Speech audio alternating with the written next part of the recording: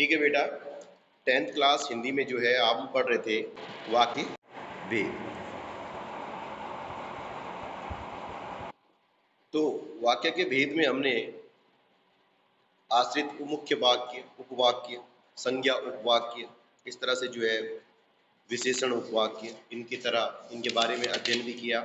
फिर उसके बाद क्रिया विशेषण उपवाक्य की बात भी आई। क्रिया विशेषण उपवाक्य क्या होता है कि जो उपवाक्य प्रधान उपवाक्य की क्रिया की विशेषता बताता है उसे क्रिया विशेषण उपवाक्य कहते हैं।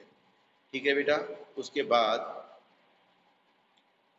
क्रिया विशेषण उपवाच्य, फिर कालवाची, स्थानवाची, फिर उसके बाद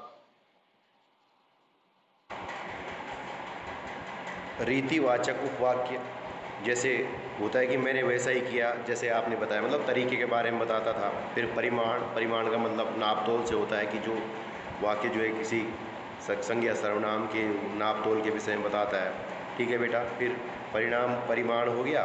फिर है परिणाम मीन्स अगर पढ़ेंगे तो पास होंगे, अगर वो पढ़ता तो अच्छे नंबरों से पास हो जाता। इस तरह से जो है कई सारे उदाहरण इसमें देखने को मिले।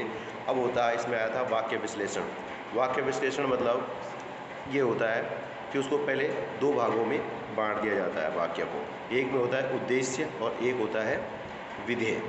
अब उद्देश्य वो होता है जिसके बारे में कुछ कहा जाता है उसको तो हम उद्देश्य कहते हैं, और जो उस उद्देश्य के बारे में कहा जाता है उसको हम विधेय कहते हैं।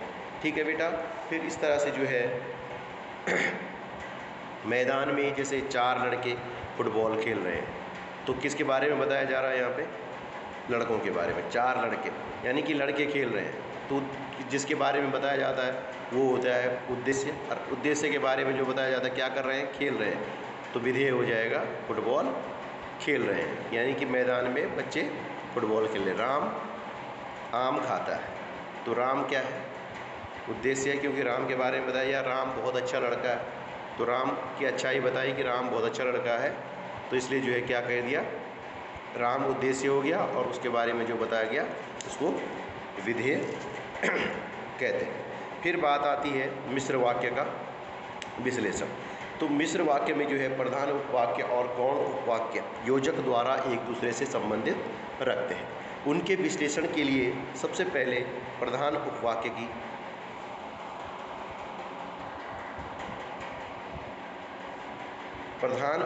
की पहचान करनी होती है। ठीक, तत्पश्चात जो है गौण उपवाक्यों की पहचान करके उनके कार्य का उल्लेख करना चाहिए। ठीक है बेटा, तो मिश्र वाक्य के संश्लेषण के दौरान जो है निम्नलिखित बातों का ध्यान रखना चाहिए। प्रधान उपवाक्य, आश्रित उपवाक्य, और आश्रित उपवाक्य का प्रकार और मुख्य उपवाक्य से क्या संबंध है ये ध्यान रखना चाहिए।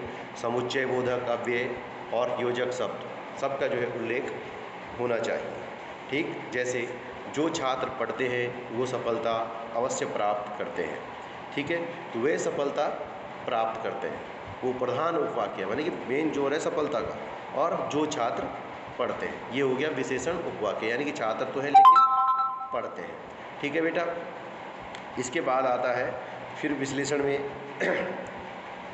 जो छात्र पढ़ते हैं, जो छात्र वो सफलता अवश्य प्राप्त करते हैं जो छात्र पढ़ते हैं। आपको सुनकर प्रसन्नता होगी कि उसने अपना कार्य पूरा कर लिया है। ठीक है, इस तरह से फिर वाक्य संश्लेषण की बात आती है। वाक्य संश्लेषण का मतलब वाक्य संश्लेषण जो है वाक्य विश्लेषण का ठीक उल्टा होता है।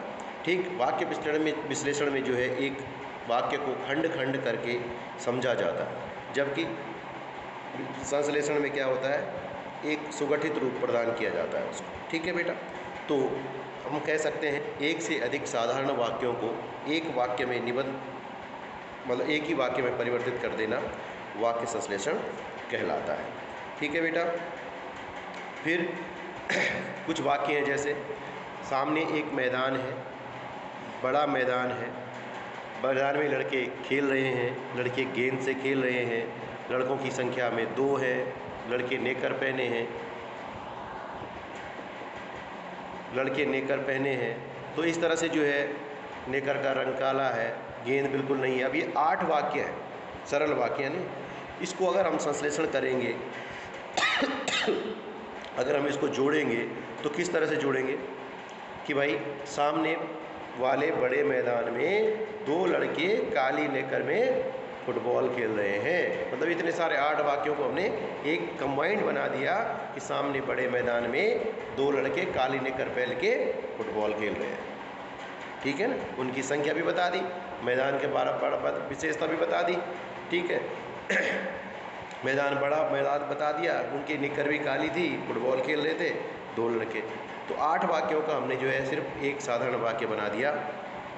होते हैं अब जैसे आगरा उत्तर प्रदेश में है, ठीक, आगरा में ताजमहल है और ताजमहल बहुत सुंदर है और विश्व के कोने कोने से पर्यटक उसे देखने के लिए आते हैं।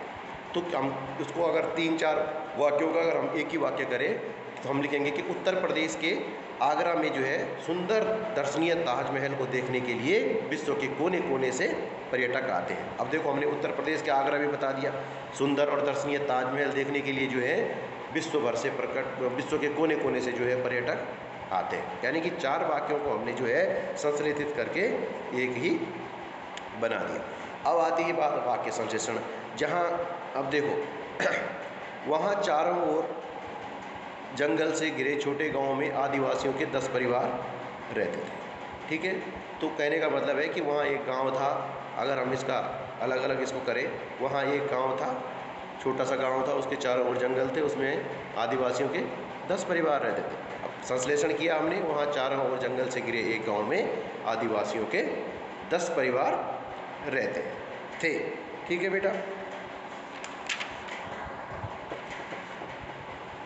फिर आता है वाक्य परिवर्तन। वाक्य परिवर्तन करने के लिए जो है सरल वाक्य को जो है मिश्र वाक्य में जैसे कैसे बदलते हैं। ठीक है, तो इस बात का ध्यान रखना चाहिए इसमें कि इसमें सबसे पहले मुख्य क्रिया का चयन और फिर अन्य उपवाक्यों का विश्लेषण करना चाहिए।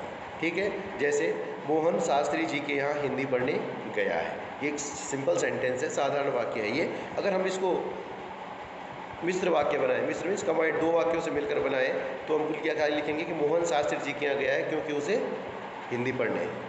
ठीक, फिर देश के लिए मर मिटने वाला सच्चा देशभक्त होता है, तो हम इसको मिश्र वाक्य बनाएंगे, तो जो देश के लिए मर मिटता है वही सच्चा देशभक्त होता है।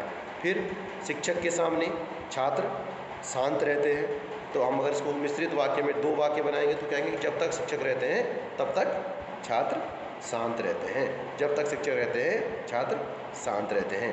मोहन ने मुझे जल्दी जल्दी भोजन करने के लिए कहा, तो उसने कहा कि मोहन ने कहा कि मुझे जल्दी भोजन करना। 2 वाक्य बन गए ना इस तरह से। फिर संयुक्त वाक्य से मिश्र वाक्य, शीला ने एक पुस्तक मांगी और वह उसे मिल गई, तो इस लिख रहे हैं कि शीला ने जो पुस्तक मांगी थी वो उसे मिल चुकी है। अब मिश्र वाक्य से सरल वाक्य कि जब तक मोहन घर पहुंचा तब तक उसके पिता चल चुके थे। तो मोहन एक सिंपल वाक्य में कैसे बनाएंगे, मोहन के घर पहुंचने से पहले ही उसके पिता चल चुके थे। मैंने एक आदमी को देखा कि जो बहुत बीमार था, मैंने एक आदमी को देखा, एक वाक्य, जो बहुत बीमार था 2। अब हम इसको कंबाइन करेंगे कि मैंने एक बीमार आदमी को देखा, मैंने एक जो है आदमी बहुत बीमार आदमी देखा।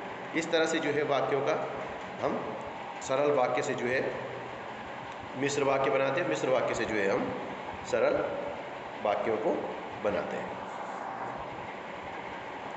ठीक है बेटा, आज के लिए इतना ही है। आपका होमवर्क आपको अभी क्लासरूम में भेजा जा चुका है। ओके।